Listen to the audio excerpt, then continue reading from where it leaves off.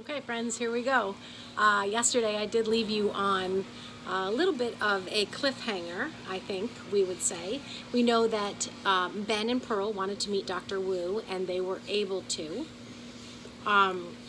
Dr. Wu seemed very kind and nice until she sort of realized that they really did know far too much. And when Pearl spit out all those questions about the imaginary world and they can go, and that she and Ben already know about the hatchling and the dinosaur or the dragon that lives on the roof, Dr. Wu kind of realized that they do know far more than they should.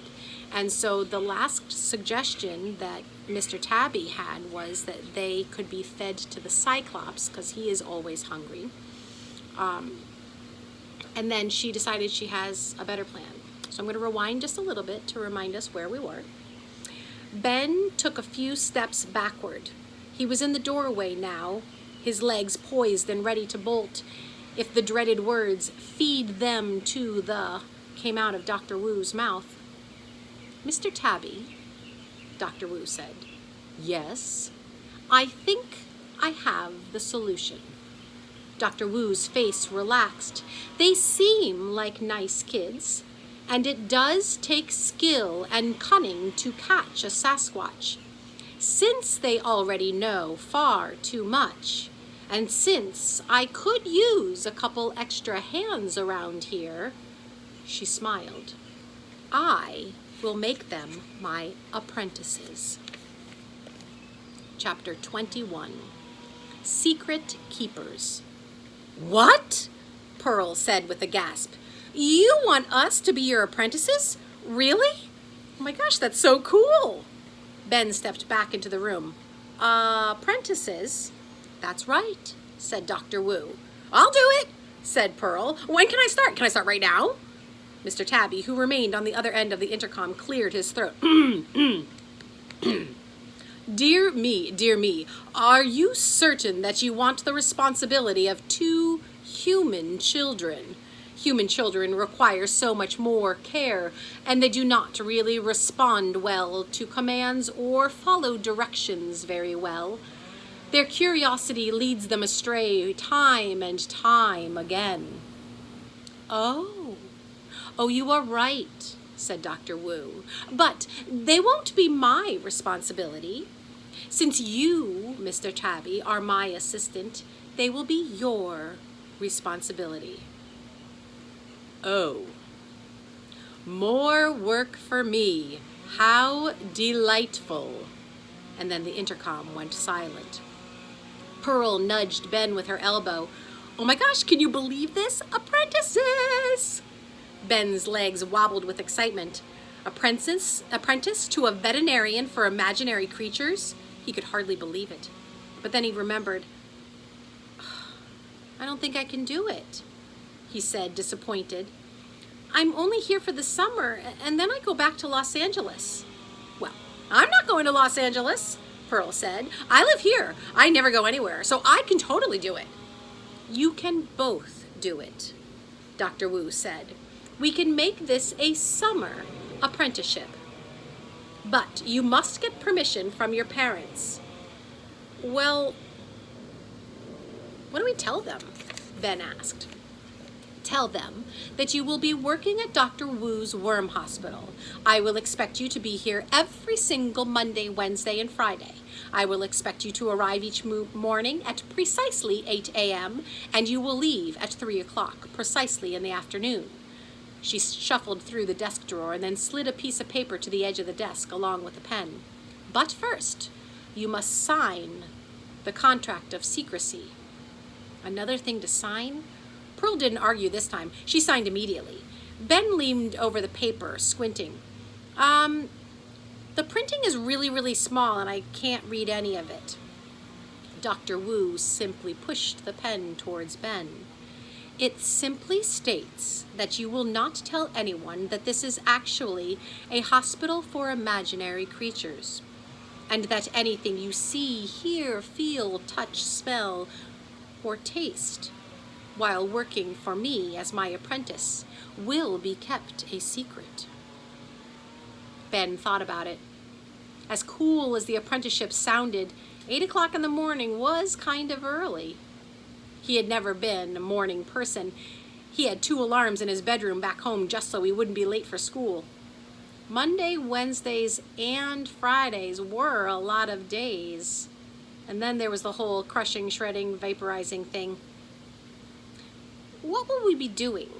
he asked, staring at Dr. Wu's missing finger. "You'll be doing whatever needs to be done," Dr. Wu replied, and a few stray pieces of yellow glitter fell from her hair.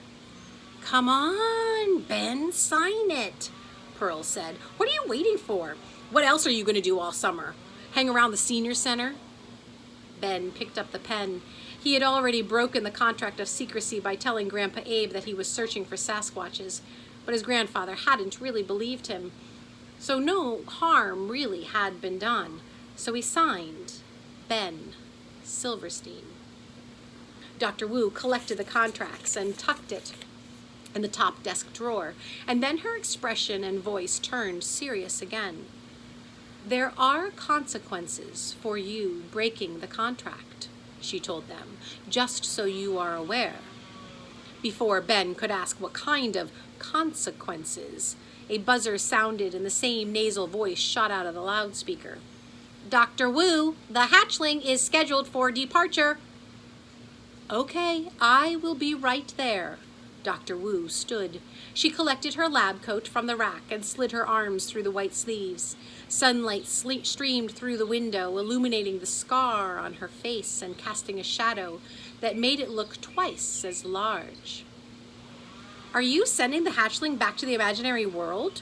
Pearl asked. Can we see it just one more time before we go?" "Yeah, can we say goodbye?" Ben asked.